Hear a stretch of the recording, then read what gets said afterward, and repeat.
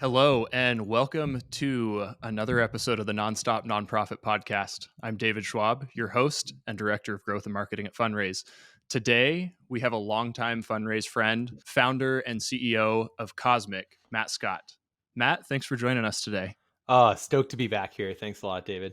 Well, Matt, it's a conversation today I've been looking forward to a long time. We got in touch a while back, just before the launch of your new book, The High Growth Nonprofit. I knew as soon as I saw the cover, I was like, I gotta get Matt on the podcast. You know, you've been a Funraise friend for a long time. I know last time you got to talk with Justin, so I hope this isn't too much of a step down. But I promise we'll have a good conversation. But anyway, I'm really excited today to dig into the high growth nonprofit with you. Talk about that. Obviously, nonprofit growth and growth in general is something that not only I know a little bit about, but I'm passionate about. It's part of my title, and it's something I've been pushing in the sector for a long time. Before I was at Funraise, I was a digital consultant, and most of the conversations I had were, how do we use new technology to grow? What are the things that we need to do to grow? And quite honestly, there just haven't been good answers. Like, yes, you can have as many of those conversations as you want, but as I was reading through your book, I was like, these are all of the things, all of the conversations that I had over and over and over, distilled, put onto paper, that you can hand a board, that you can hand a CEO, can hand a president. So first of all, thank you for writing this and putting it down. I know it took a lot of your team's time and attention, but I think this book is so awesome. And I am excited to spend the next little bit in this conversation to dig into a couple of the topics that I thought were really impactful and help organizations hopefully find a tidbit or two to grow. But before we dive into the book, do you mind just giving our audience a little bit of your background, talk a little bit about Cosmic, how you got into the nonprofit sector, what kept you in, what took you into the consulting side of it? Yeah, totally. I'll say what's going to probably keep me in is your intro. So thank you for that build up, man. That was nice of you for taking the time to read the book. I appreciate it. Yeah, I'm Matt, and I've been in the nonprofit sector for a little over a decade. I think that what I like most about this sector is we all have these big missions. We all have these big audacious goals programmatically, right? For me, I worked at a nonprofit called Team Rubicon. It's a disaster relief organization. We were repurposing the skills and experience of military veterans to respond to natural disasters. And we had this like crazy, audacious, big goal to be the best disaster relief organization in the world. And that just felt like a really awesome place to park my passion. You know, I'm not the smartest person in the room, but I'll be damned if I'm not the hardest working. So I figured if I'm going to do my time, professionally just working it, grinding it out, I might as well do it at a place that I was inspired by the work we were doing. So that's my background, man. I come from the nonprofits. I come from high growth nonprofits and been doing growth consulting for a little over a decade with all kinds of incredible nonprofit organizations that inspire me and keep me motivated on the regular. Right. Well, just because I think you intentionally didn't say it, but I will say it for you as we start talking about growth, and you mentioned being part of high growth organizations. Your time at Team Rubicon wasn't full of stagnant growth either. Can you just remind us and our audience what when you started at Team Rubicon to when you ended your time at Team Rubicon, what was that growth like? Yeah, I was there for 7 years, and when I started, we were at about 275,000 in annual revenue. And when I left, we were at 51 million in annual revenue. And yeah, it was a crazy and wild ride, and I can share more about it. But actually, oddly enough, before that, I worked at another high growth nonprofit, but it was more established. So we went from tens of millions of dollars to hundreds of millions of dollars in a really short period of time. I was there for about 3 years, but it was an entirely different maturity stage. So I got to do it at a stage of organizational maturity at an organization that had been around for decades, but got brought on new leadership with a vision for growing. And then I got to do it in a very entrepreneurial setting.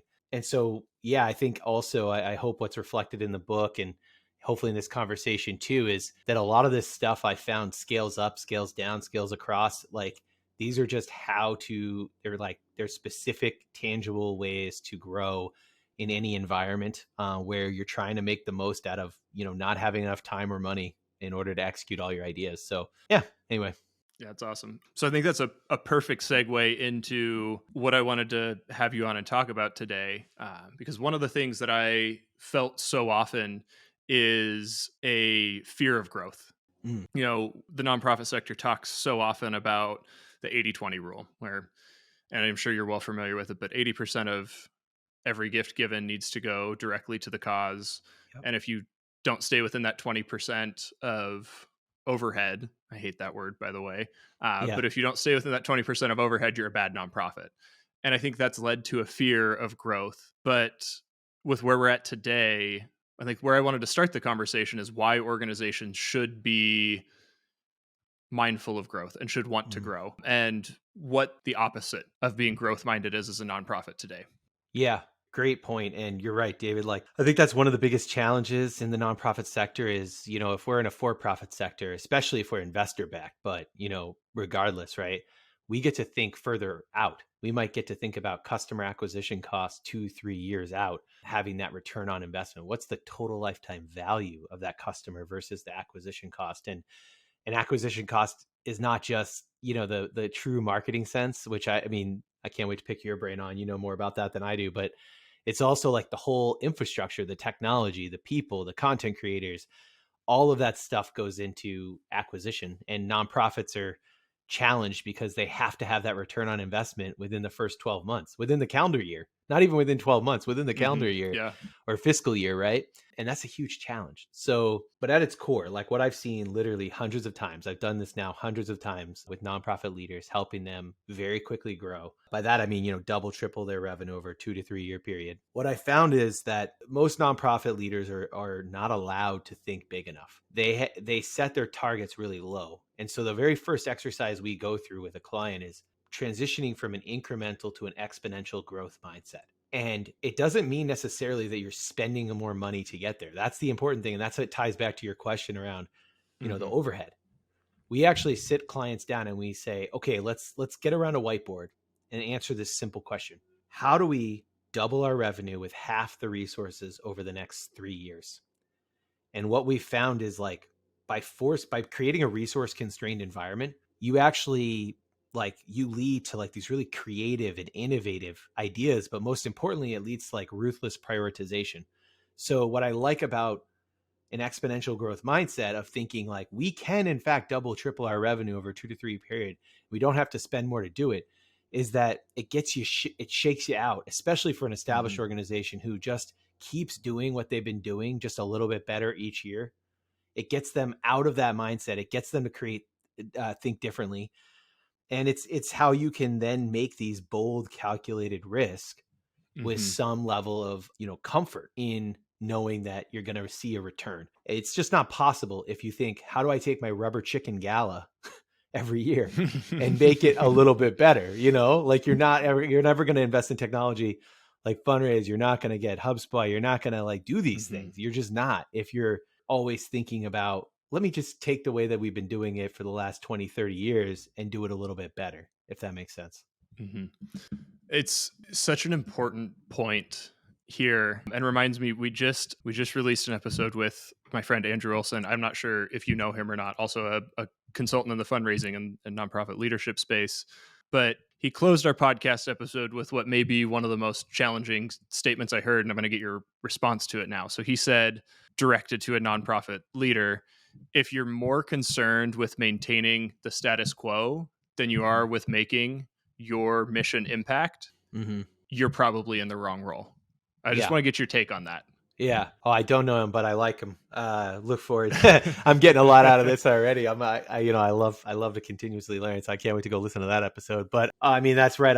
I couldn't agree more. Right. Yeah. A lot of people get into this space and they kind of go through you start in the annual fund and then you become a gift officer, a major gift officer. And now you're, a director of development, and fundraisers are notorious for this. I know when I was a fundraiser, I used to sometimes do the same thing. You set your targets so low. And then, of course, everyone's like, oh, wow, we exceeded our revenue target. And everyone up and down the food chain likes it, right? Because the board thinks it looks good and all that. But man, I'll tell you, my time at Team Rubicon just shook the shit out of that thought process. It just destroyed it, because it was like, if we're going to be the best disaster relief organization in the world, we're going to need resources to do it. We're going to have to grow our volunteer base, not by hundreds, but by tens of thousands. How do we get to 100,000 volunteers in the next 3 years? And so I love what he's saying, because it ties it back to the work and ultimately the mission. And if your mission is big and audacious and, you want to like one of our mutual clients, Dig Deep, right? They want to eliminate the fact that like 2.2 million Americans are without clean running water. Well, if you're going to take that on, you need to think big. You can't be thinking small. You can't think small and try to exceed your goal. So I love that. I love that Andrew tied it back to the mission. So Yeah, I what you're talking about there, I think is critical. It's something that I challenged my marketing team at Funraise here at the beginning of the year. I said, let's make a really scary goal. And we set goals that we thought were just audacious. And as you start to come up with plans to hit these audacious goals, you realize the way you used to do things and the way you used to think about things, they just don't apply. Like yep, if you want to grow, like you're talking about, if you want to grow 5%, you can keep doing what you're doing and mm-hmm. send 5% more letters in the mail, or send 5% more emails, or increase your ask array on your donation page by 5%. And you're like, Yep. yeah, great. We'll have our pizza party at the end of the year. Yep. But really, if we think about inflation, we just lost 15% Yeah. year Yeah. over year. Yeah.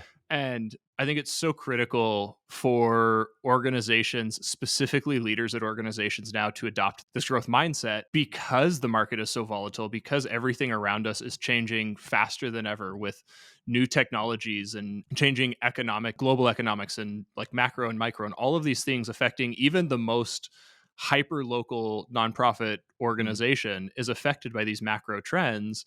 If you're not thinking about radical growth, Mm-hmm. it's almost to the point where you're like Andrew said, like it's time to hang up your cleats and go get a corporate job selling vacuums, as one of my old bosses used to say. Yeah, that's right, man. Yeah. So as we're thinking about this growth mindset you talk about in the book, and I thought was really important, and I wanted to talk about next here, is when you set these big goals, it's really easy to look at the goals and say, okay, if we're going to do this, we have to have the best possible plan in place. Everything has to be perfect. We have to know step by step by step what we're going to do. And I mean, you even posted about it today on LinkedIn, where organizations can spend upwards of almost $250,000 on internal and external costs just putting their annual plan together, let alone this like big, I'm going to double revenue over the next 3 years. Like, talk about some ways you help organizations and you help leaders get out of the literal paralysis by analysis, that stage of it. Yeah, it's like chasing perfection over progress, right? Yeah, this is a common problem. I mean, you kind of describe like the strategic planning process, right? Like we have to have the plan has to be baked and everyone has to sign off and et cetera. And, at its core, I think it's because, let's start with the challenge. The challenge is that nonprofits and most teams, frankly, rely on unstructured meetings in order to make big strategic decisions and set priorities. Unstructured meetings are where you invite a bunch of people to a room, like, I don't know, 6, 8, whatever, your leadership team, and you say, okay, what's going to be our big strategy? And you end up just talking in circles. And ultimately, the only thing that comes out of that is another meeting. Very rarely are you able to prioritize anything. So you'll see this like in our approach on a strategic level, but also beginning to operationalize, which is what you're talking about. So you set this big audacious goal. We're going to double revenue with half the resources next 3 years. Okay. Well, what are the key strategies? How are we going to do that? Let's say you want to take an audience-led approach, meaning you're going to reach each supporter on the right channel with the right message at the right time. Okay. Well, to do that, there's all these things that need to happen. They could be like, the thing you got to do is you just start listing them out. Like it could be a new donor welcome series, so that when people give, they're nurtured. It could be setting up Google Analytics right? Making sure that you've got a way to measure and track the effectiveness of this. It could be, big things like we got to redesign our website. It could be implementing a new fundraising solution, whatever these things might be. You just outline all of the actions that would have to go into creating an audience-led approach. And then you think about, okay, well, how much impact will this have on that goal of doubling our revenue over the next 3 years? And how much is it going to cost, be it time or money? And anything that's, low cost, high impact is a priority one. Anything that's high impact, but also high cost. So let's take that example of implementing a new CRM. It might be a very high impact, but it might be a very high cost. So you have to build out like a list of all the things that need to be done. And then it's like, okay, who is responsible for this actual output? What is a realistic timeline? And now, instead of having an unstructured meeting where you essentially spend 3 to 6 months just talking about a strategy, you have, this is our big goal. We've determined what are the 3 kind of ways in which we're going to execute that this year. What are the specific items that need to happen? Who is responsible for them? How are we going to resource these? And it begins to move from talk to action. And I think that that's pretty critical if you're going to grow your organization. Is you need to have a bias for action over a bias for documentation. You need to have these frameworks, these methodologies for turning ideas into action. So I don't know if that's what you were thinking, but that's just, I think that's so core, because talk is cheap. Ultimately, ideas are shit without execution, and you have to execute. And so, yeah. Yeah. I mean, that's exactly what I was leading with that question. When I was working in fundraising, I would more often than I care to admit run into scenarios where we would delay the launch of a campaign because we couldn't agree whether or not to use an Oxford comma in an email. Yeah. Yeah. And I'm like, guys, and it led me to this thing that, like, this statement that I parrot all the time now is an imperfect appeal or an imperfect message, an imperfect ask or offer delivered at the right time is going to do exponentially more for your organization than a perfect appeal delivered too late. Yeah.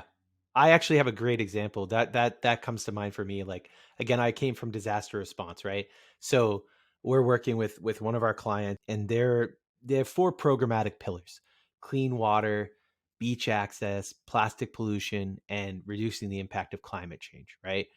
And they've got an awesome tech stack. They got a great website. They got all that stuff.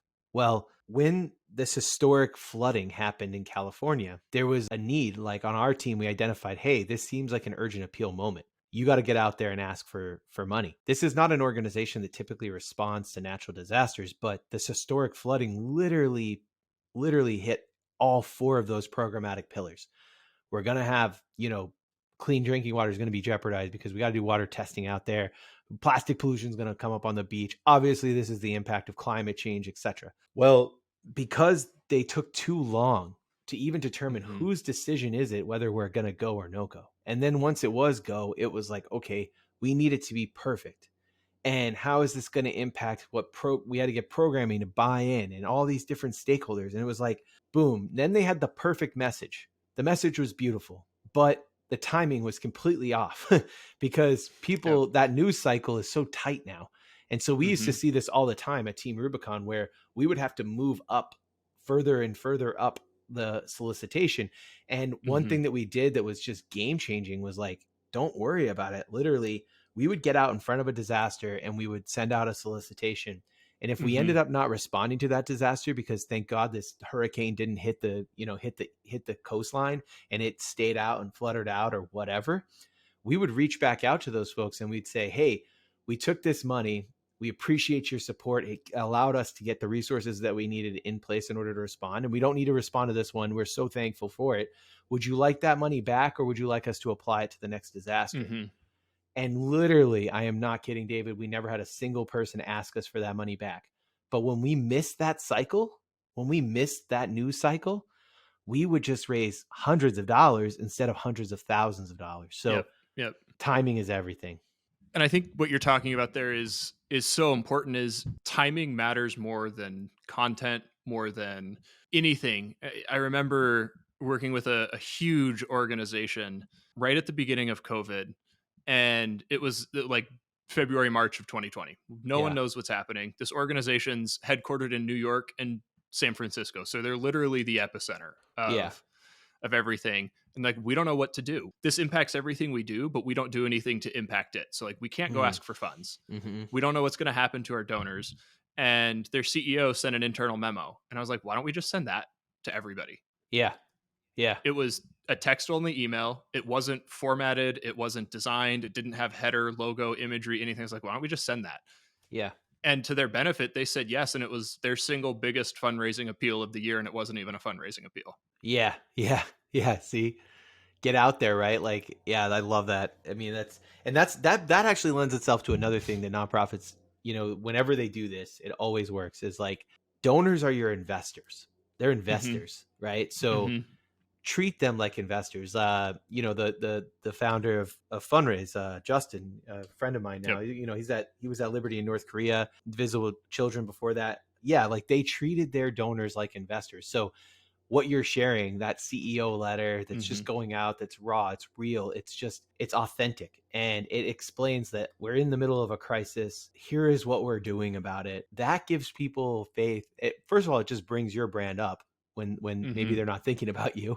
And then secondly, it gives them hope that like you're thinking about how this is going to impact the organization's ability to meet whatever your mission is. And Hmm. I love that you share that story. That's such a practical thing. It's just like get that letter Hmm. out there, you know? Yeah.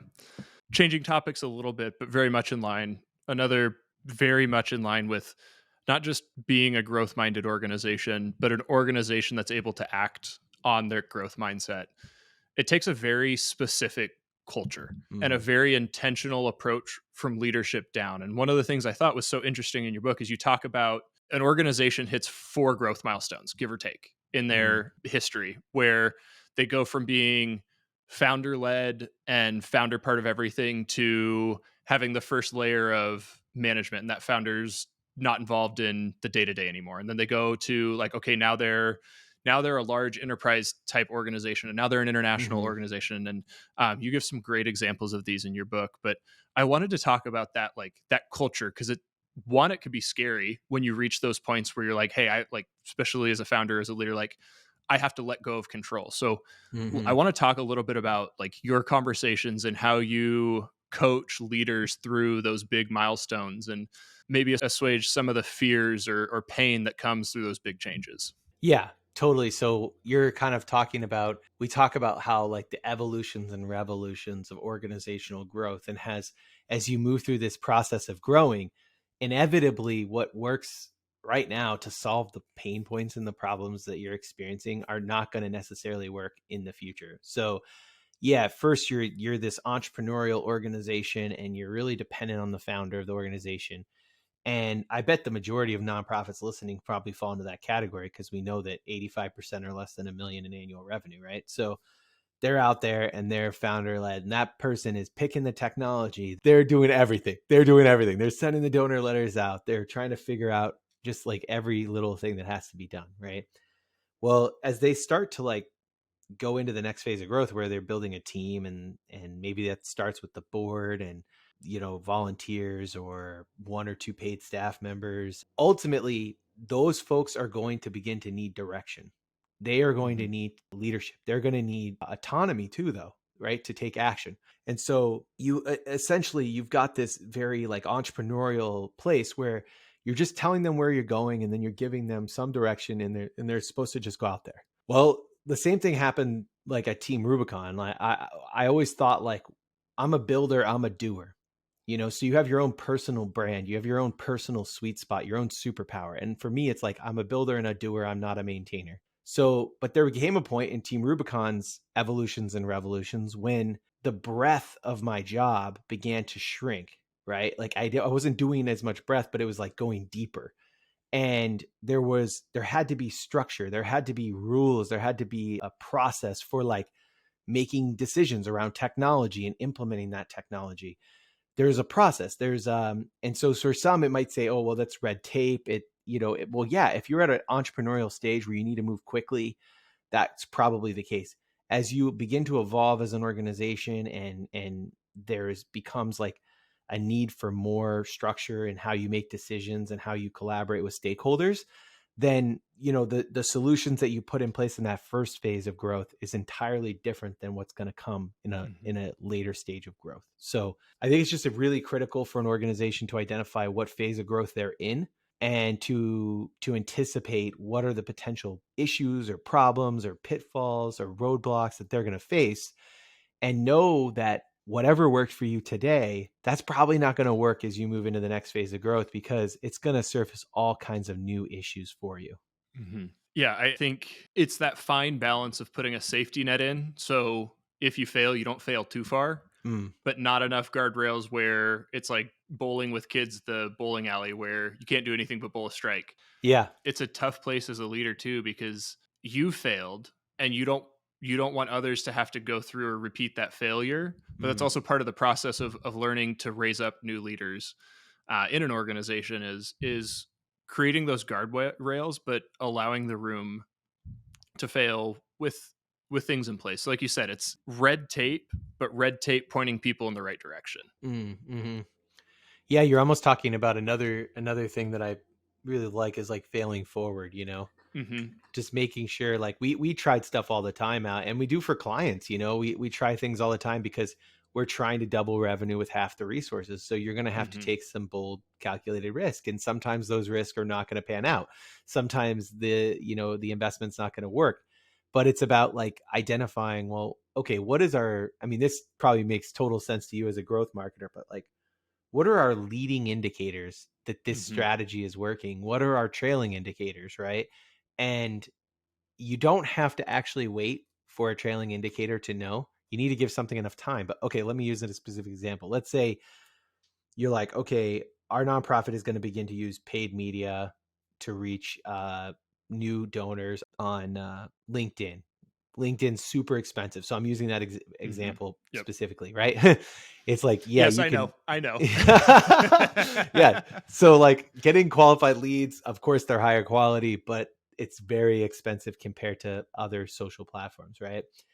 Okay, well, what are your leading indicators? Like, what's your website traffic look like? How many of those folks are subscribing? Right? They haven't yet given you any money, and you don't yet know how. Let's say you're trying to build a recurring giving program for mid-level and major donors, and you're going to go after LinkedIn as a way to target Mm-hmm. like executives making a higher income, right?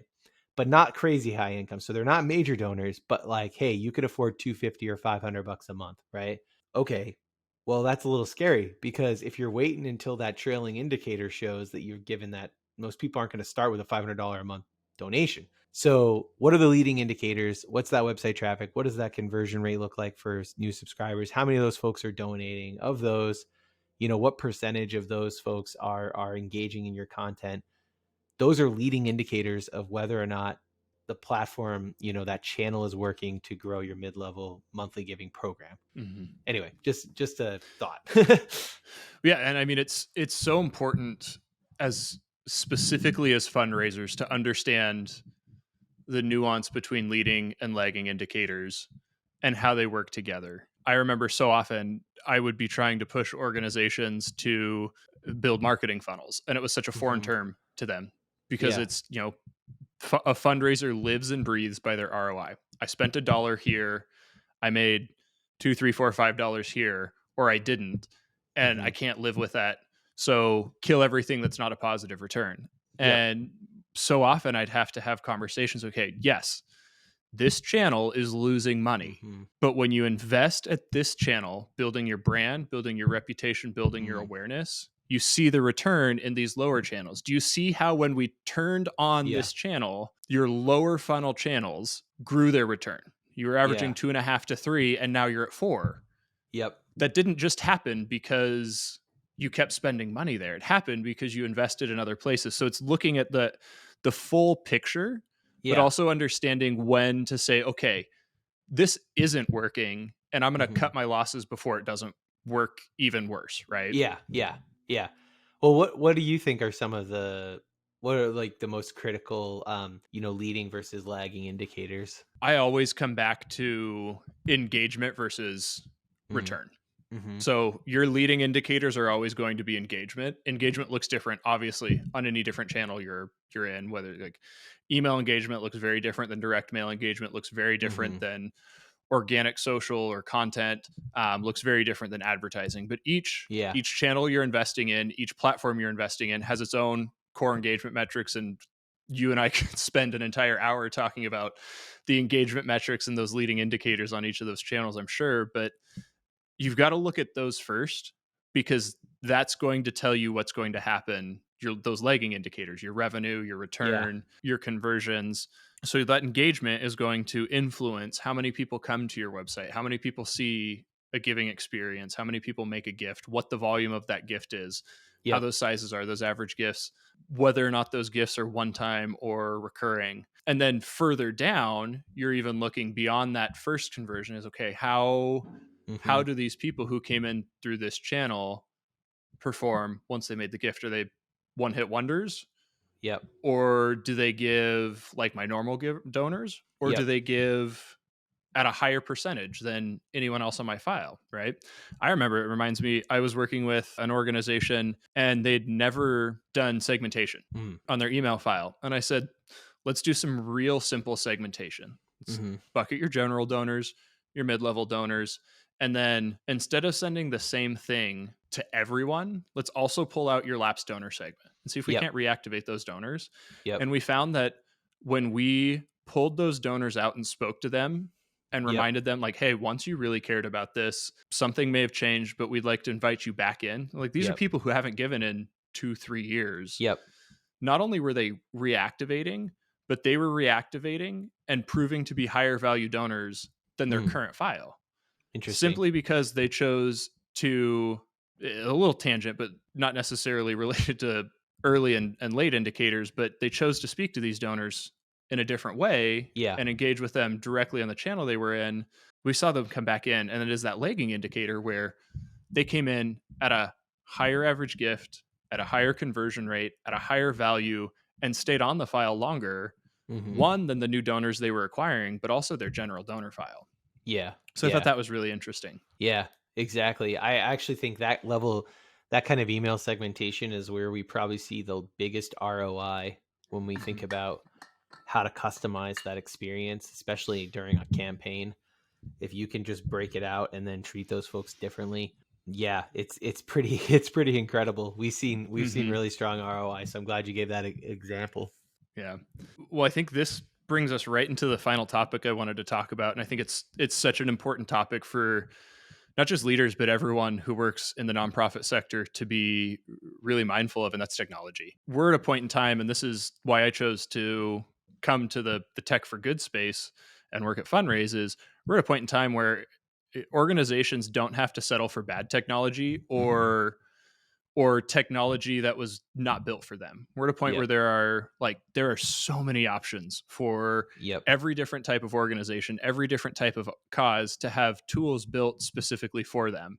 You talked about Justin and the founders at Link. That's how Funraise started, is they said, Yep. we don't have a tool that's right for us, so we're going to go build it.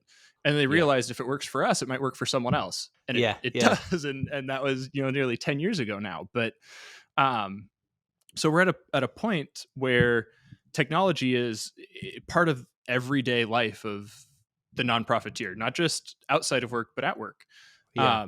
So how do you, what I want to talk about here is how you help your clients and the people you consult with. How do you help them, one, adopt technology and get more Yeah. familiar and comfortable with technology, but also analyze their tech stack and analyze the Hmm. tools that they do have and potential gaps or pitfalls. And then Yeah. the next part of that is, okay, you've got your gaps, you've got your pitfalls. What kind of conversations and what kind of questions do you help them ask to find what's the right fit? Yeah. Great question, because I see technology as a big driving force for growth and scaling. Especially when you're limited resources on the human capital side, on the people side. This like so many of the things that we do here at Cosmic also comes from our experience working at a nonprofit where we hired a technology consultant. We met with a junior business analyst for an hour. They told us exactly what tech stack we needed. We paid a lot of money to implement it, and what we ultimately were delivered was like this Ferrari, Hmm. and we had no pit crew to get this thing around a track. And what we needed was like a Kia. So we needed Hmm. like cruise control, we needed air conditioning, well, whatever the equivalent is in the technology space. But we didn't need like that really, really crazy level of customization because we didn't have the people or the process to even come close to maximizing that solution set of capabilities, right? So a Hmm. great example is like marketing cloud, right? Like nonprofits who are sold marketing cloud. I don't mean to bash any one system. Marketing cloud is incredibly powerful. It's Yes. incredibly powerful. But do you have anyone on your team who's going to run queries? Who's going to who is going to be the administrator of that system? And Hmm. let's say you work at a nonprofit and you hire a person to run that system, and they don't know anything about it. You train them up on it, and now like 6 months later they're $130,000 employee. They're going to go work somewhere else. You haven't documented your process. Now you had a single point of failure and nobody else knows how to use the system. and then you're in a Yep. 6-month search, and just wash, repeat, wash, repeat, wash, repeat. Yep. So Yep. again, I don't want to bash anyone's system, but it's just like, you don't need a Ferrari when you need a Kia, and you need a few different people who Exactly. know how to drive the thing. So Yep. yeah, so like the process that we go through is, we ask the end users, what are the nice to haves? What are the must haves? And then you go out and you do vendor demos, and you ask them to demo those must haves. And then after you've really thought about, like, the implementation is the easy part of a technology, but it's like, okay, how is this going to change the way that you work? If Mm-hmm. you have a system that allows you to send an automated journey to a new donor, a lapsed donor, a monthly donor, okay, cool. That's awesome. Are you increasing your capacity on the content side? What's your plan to create content so that you can plug it into this system? Well, Mm-hmm. now here's something that's come up in the last just several months, right? Is AI and the role that it's going to play in generating content. So you can take, you should probably have a prompt writer as one of your open job descriptions right now. Mm-hmm. Yep. So you can take your top, performing emails over the course of the last, several years. I heard this actually at a conference. It was like great advice. It was like, take your top performing emails, load that sucker up, and then basically prompt it to write your new donor welcome series based off of your top performing emails. That's just an example of how you can actually increase your capacity, leverage new technology, Mm-hmm. change the ways you're working. But if all you were doing was originally saying, we got to send new donor welcome series, or like, we need marketing automation, we need a way to send automated journeys, but you haven't thought about, how are you going to staff those journeys? How Mm-hmm. are you going to create that content? Who's going to be out collecting those stories? The ways in which you're working have to change alongside your technology, or else you're going to end up overbuying tech. And the worst part is that your board, or your people who are in authority over budget, who aren't actually on the ground at the 1,000-foot level, and they don't understand why this technology hasn't worked, and they're going to write off the Mm-hmm. whole idea of growing your mass market audience, for example. Yep. Yeah. It's something I've always said a lot is technology doesn't solve anything. Technology only amplifies. Yeah. And it's come up a lot in the conversation with AI, but in general, technology is just a tool, and tools don't do anything without someone wielding a tool. Yeah. Now, Yeah. we may by the time this podcast launches, Airs. like AI, there could be a total different conversation. AI is doing some Yeah. crazy stuff, but as of right now, day and date, you still need someone to run an input, someone to make sure it's running in the right direction. Like you said, that owner, that internal owner. And so it's making sure you understand, like, it's so perfect what you're saying is understand your problems, but then understand who is going to own the solution to the problem. And then you'll be able to plug in and find that technology. And also, like, so often I've seen, like, hey, we need a new giving platform, or we need to be able to do marketing automation. We need to be able to do all these things. But really, the problem the problem that's being fixed by these tools is we need more revenue. Well, revenue isn't you can use tools to drive revenue, but maybe you don't need a whole new platform and go through the expensive process of getting on to like you said, that Ferrari versus Kia is such a perfect example. Like, and oftentimes most of your problems can probably be solved by the tools you have today. And then as you're solving those problems, you're going to feel the pain points of your tools and know, okay, it's not actually our email marketing system, it's our CRM. Because our CRM doesn't have the triggers we need to be able to talk to the people we need to, or it is our email system. So we need to go and upgrade that, or we just don't have enough content to send. So even if we wanted this, we can't do it. Yeah. So awesome. Well, I think that is a really good way for us to start bringing this home. Coming back to where we started almost is, we started this conversation, why organizations should be concerned with growth, not in a bad way, but should be attentive to growth, should be growth minded. Yeah. Let's hope that over the last almost hour here, we've convinced at least someone listening, like, hey, we need to we're not doing this and we're missing out. How can someone start the conversation at their organization to become growth minded? What is that first conversation to get out of the 5% mindset? Yeah. Well, I guess I'll shamelessly plug my book, which is free. So you can Yeah. go to cosmic.com/book and get it for free. Literally giving this thing away. I think it's got a lot of different things in there to prompt conversation within your organization. Hmm. But I would say really like gathering that leadership team around a whiteboard and asking them that question of what are we going to do? How are we going to do this? How are we going to double our revenue with half the resources? And I know people, because I've done this like literally over 100 times, and people are going to look at you and they're going to laugh and they're going to think you're crazy. And you just ask them to stay with you in the room, to really work with that with you. Because just starting there with a basic list of, okay, how are we going to do this? And then just take that list up to the board and say, how impactful will this idea be? How much effort would it take? Right? How much cost would it be? What would we have to really do to make this happen? And that's going to allow an organization to narrow in on like 1, 2, 3 key strategies on how they're going to do it. And now you're off to the races. You've got a work plan that you can start to work against. I think that's pretty critical, because if you're serious about growing, if you really are serious, you got to get the mindset to change, but then you have to have a bias for action. You have to turn your Hmm. attention towards action, doing, not talking about something. So I would encourage that as step 2.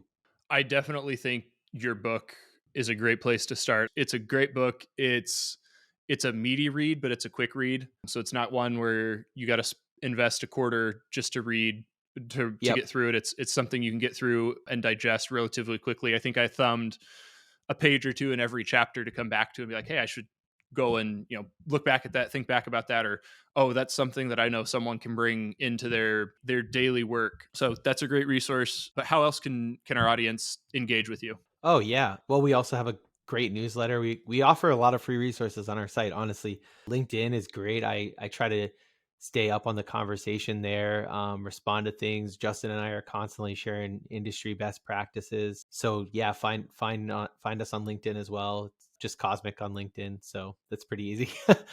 Yeah, which is a natural plug for our conversation earlier. It's said cosmic, but it's spelt cosmic. So that cost David, unfortunately, a dinner. I think. I Yeah. hope an expensive one at that. But Yeah.